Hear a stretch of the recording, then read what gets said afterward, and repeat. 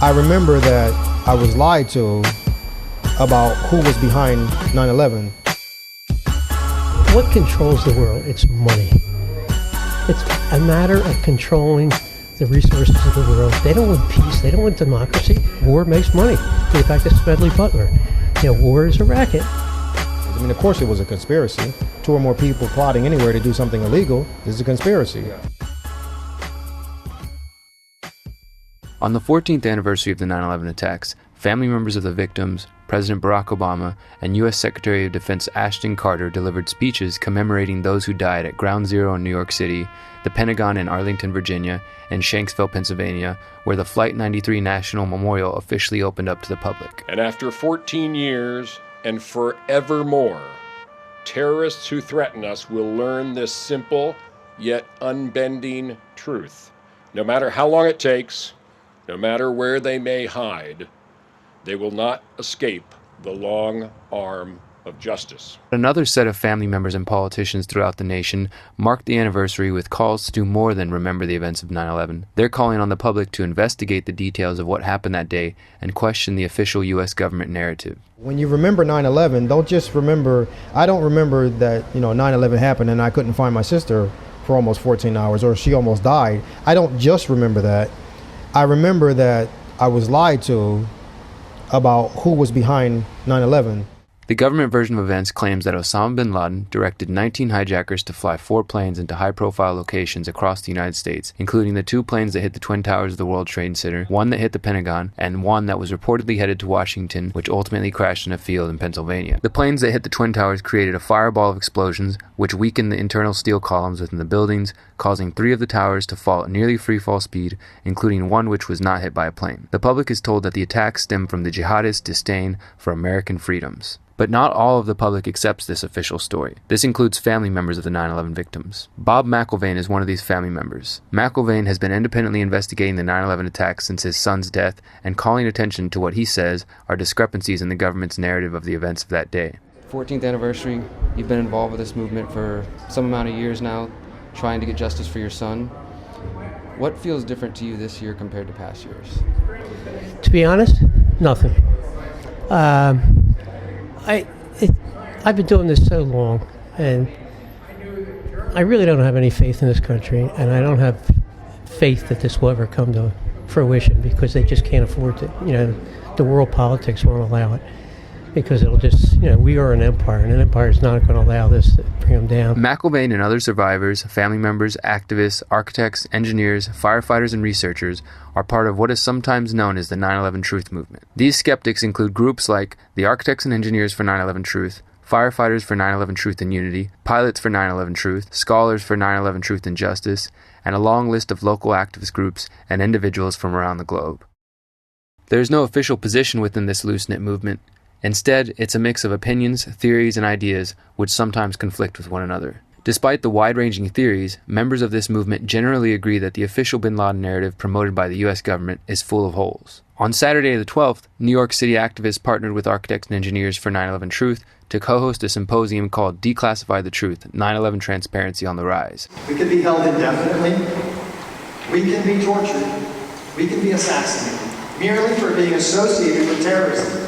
Guess how terrorism is defined? It's not. In 2010, an online Washington Post article that should have broken the internet revealed that the CIA made fake videos of Osama bin Laden videos. The CIA says these videos, while neither confirming or denying their existence, they say that those videos are a matter of national security.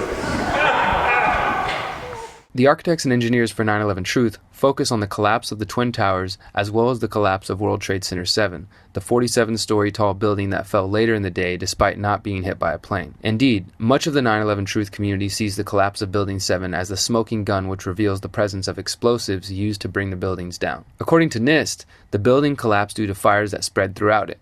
The 9/11 Truth community, however, disputes the claims that fires were raging through the building, pointing to dark, black smoke which signals oxygen-starved fires. Building 7, obviously, that's a demolition. An idiot can see that. My dog can see that. My grandchildren can see that. I will continue talking about that my son was murdered. It's an inside job, just for the fact that he died. I could say he died before the planes. That's a strong possibility. when people say, how could that possibly happen?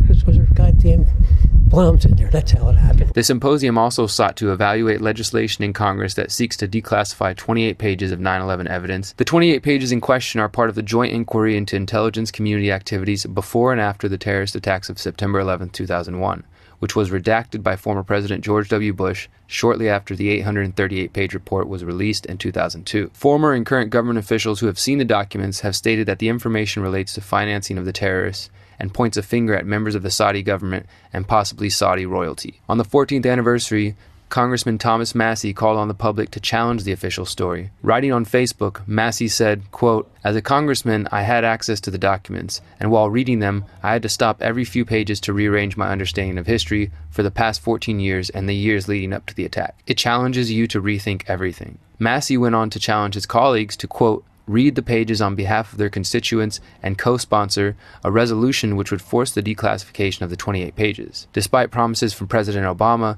he has remained silent on the 28 pages since taking office." My name is Terry Strada. I am the national co-chair of the 9/11 Families and Survivors United for Justice Against Terrorism. I stand here today united with members of the U.S. Congress and my fellow 9/11 family members and survivors seeking truth, accountability, and justice for all those that we lost and loved. By hiding the truth about who financed 9/11, the guilty parties have gone unpunished, free to continue financing terrorist organizations, and as a consequence, we have witnessed the creation of branches of Al-Qaeda, like ISIS, grow at an alarming rate. It has long been reported the subjects of the redacted 28 pages point the finger at Saudi Arabia, who have given billions of dollars to promote Wahhabi Islam, the very ideology that spawned those terrorist organizations and defined their jihadist agendas. Were the Saudis involved in facilitating 9/11? And if so, what should we do about it? Right now, we can't have that discussion because the only people who have access to the information are the people in a very narrow band of the administration and the intelligence community. And they're not going to call for any significant changes without strong motivation from the American people to do so. Much like the redacted 28 pages, Freedom of Information Act requests related to a number of different aspects of the 9/11 attacks have also yielded redacted and censored results. One of the people leading this fight is Vance Green, whose sister Diane was working in the World Trade Center on 9/11. Green's goal is to continue compiling documents and putting together pieces of a puzzle that he hopes will reveal more about what exactly happened on September 11, 2001. I got involved with the truth movement and the declassification efforts after finding out in 2005 that everything that I believed for 4 years about the official explanation, Osama bin Laden and 19 hijackers and big bad evil boogeymen who read the Constitution wanted to kill all of us, was not true. Because I actually defended that story rigorously. I argued with my significant other about nuking Afghanistan because I wanted revenge. So I felt manipulated once I came into contact with some 9/11 Truth Movement documentaries and books. This is not a 9/11 family member who's quote-unquote drinking the Kool-Aid of the Truth Movement.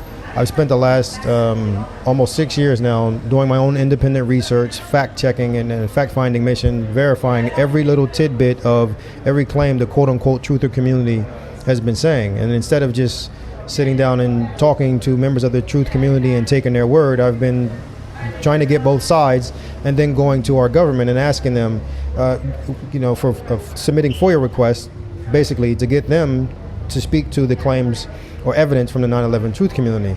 So when I have both sides of the story from our government and the truth community, I now have a full picture and the evidence doesn't match. One person, there's incongruity somewhere, and the people, or the story that's not consistent is unfortunately our government, especially when the stories came out about hijackers being alive.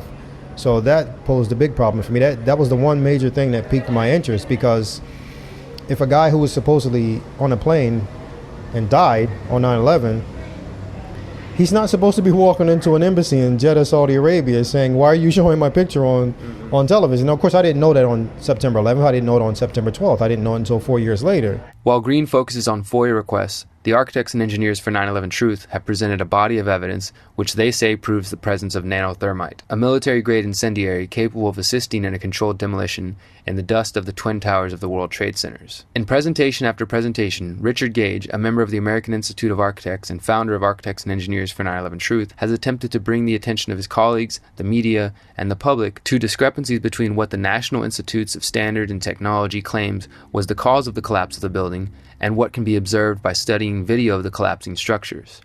FEMA documents a 1,200-foot diameter debris field around each tower.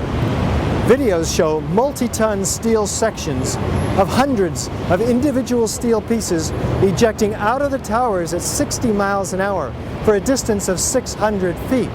They also show clouds of debris pulverized in mid-air and isolated explosive ejections as many as 60 stories below the so-called crush zone. Videos also show the near total destruction of both towers. What does all this tell us about the forces and energies involved in the destruction? Gage and over 2,300 architects and engineers have signed a petition stating that the government's scientific explanations do not add up and that the buildings could not have fallen at the speed they did without the uniform removal of the support structures from the lower half of the building. Just a couple months back, there was an attempt to get the American Institute of Architects to vote on a resolution for investigating Building 7. Was that the specific resolution? It failed, though. Could you tell us about that experience, how it went? What was the reception? Let's call it a success, and I'll qualify that by the following. We have 55 AIA members of the American Institute of Architects, who co-sponsored this resolution. So for the first time in history, of our 5-year history of lobbying the AIA, we now have a resolution on the floor, and there were 400 of the top AIA, their management mostly, including their board, who then, after our case was made, came out and said, they actually lied. They said, that we looked at this already, and they didn't seriously at all provide any firm conclusion. We've looked at this and the building came down by normal office fires, which is the official story of this 47-story skyscraper's collapse in 7 seconds down to the ground, symmetrically, after witnesses hear explosions. On Friday, September 11th, Architects and Engineers for 9/11 Truth partnered with the recently revived Firefighters for 9/11 Truth and Unity for the debut of a documentary presentation called Firefighters, Architects, Engineers, Expose the Myths of 9/11. Firefighters for 9/11 Truth and Unity is made up of former and current firefighters from fire departments around the nation who question the official version of events. In the new documentary, the former firefighter gives a presentation on how he used the National Fire Protection Association's own guidebook to prove that the National Institute of Standards and Technology's investigation was incomplete. Learning that what I had been told wasn't true was shocking enough, not being able to talk to people and not having a healthy way to deal with it. So I felt like I couldn't go anywhere. And I started giving up on myself and realized, what's the point? I felt like there was so much apathy around me that I stopped trying. When I was in 9/11 Truth only, I was blaming people. I was identified who I thought were the people responsible. And it wasn't until I made the shift and I went, this isn't a people problem, this is a systems problem. It's our systems that are bringing out the worst in us. So and there's all kinds of science to back this up, if we're in a system that we're supported, our basic needs are met, and we have love and compassion, we don't do the things that we see in the world today. Also speaking at the 14th anniversary symposium and publicly for the first time was Henry Pavlock, a survivor of the North Tower. Pavlock recently published One Way Elevator, a novel exploring his experience in the North Tower and what led him to question the government's official 9/11 story. In his book, Pavlock's character finds a book that claims 9/11 was an inside job, which leads him to explore the 9/11 Truth movement. Pavlock describes feelings of guilt for surviving the terror attacks, and he says that the guilt initially prevented him from questioning the official story of 9/11. I want to find out exactly what really happened, not only for myself, but for all those people who died, all the people who we heard today that there were, as of last year, there were 3,700 people with cancer who were first responders from 9/11 saying that the air was safe to breathe. I mean, look at the wars that it's spurred and how many people died in the wars and how many people are continuing to die. There were 22 suicides on average a day. And those numbers, I don't think they're counted in the official death toll. Before I started writing it, I was saying people might say you're just trying to make money off 9/11, and then I thought about who is making money off 9/11. I said it's the defense industry, it's the private contractors. They're the ones who are making the money. It really is important to look at history. You know, what controls the world? It's money. You know, we don't talk about the Rockefellers, the Rothschilds. These people control the world, okay? So, like, blaming it on Bush or blaming it on Cheney, that's silly. Blaming it on Israel is silly. You know, everyone's a patsy in this. You know what I mean? It's a matter of controlling the resources of the world. They don't want peace. They don't want democracy. War makes money. You go back to Smedley Butler. You know, war is a racket. I mean, of course it was a conspiracy. 2 or more people in the room, or 2 or more people plotting anywhere to do something illegal, this is a conspiracy. Yeah. So our government has a conspiracy theory. Yeah. Their conspiracy theory is it was 19 people, of which we've shown the photographs to you, although 6 of them are alive somewhere. That's their conspiracy theory. I encourage everyone to file FOIA requests. Never take anyone's word for anything. Don't take my word for it. Please be skeptical. And if you ever see me anywhere, demand that I prove anything that you heard me say. I'm more than willing to do it to you. I'll flood your mailbox with every piece of information that I have. And then you can go ahead and file your own request and make sure that documents that I give you are not doctored or altered in any way.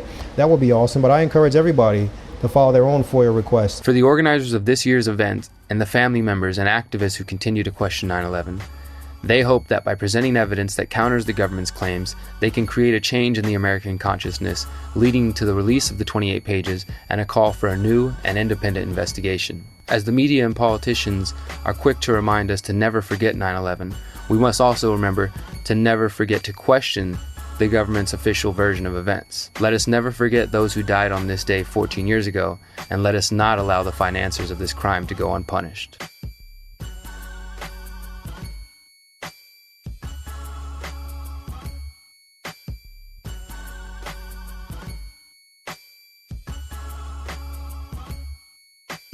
House Resolution 14. Go to 28pages.org. It is in the paper. You're not paying attention, sir. Obama won't pass the law. They're in the paper. There's support for Democrats and there's support from Republicans to declassify the 28 pages. The people who have seen the pages say that the 28 pages point to Saudi Arabian government involvement. It was brutal, you know, and she went to my wife and said, "How can your husband think this way?" But it's just too painful. They just don't want to believe it. It's again saying your father's a rapist.